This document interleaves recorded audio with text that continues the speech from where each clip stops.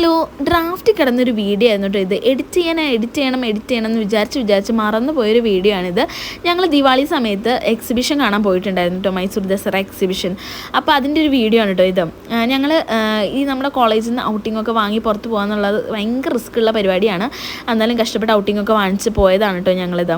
പിന്നെ ഇവിടെ ഉള്ളിലെന്ന് വെച്ച് കഴിഞ്ഞാൽ നമുക്ക് സാധനങ്ങൾക്കൊക്കെ ഭയങ്കര വിലയാണ്. നമ്മൾ പുറത്ത് അപേക്ഷിച്ച് നോക്കുമ്പോൾ ഉള്ളിൽ ഭയങ്കര വിലയാണ്. പിന്നെ കുറേ സാധനങ്ങൾ നമുക്ക് കഴിക്കാൻ പറ്റും, അതാണ് മെയിൻലി ഇവിടുത്തെ ഫോക്കസ്. പിന്നെ നമ്മൾ ഈ ബാഗ് വാങ്ങിച്ചിട്ടു. ബാഗിന് 150 രൂപയായതുള്ളൂ. ബാക്കിയെല്ലാം ഞങ്ങൾ തിന്നാനാണ് വാങ്ങിച്ചത്.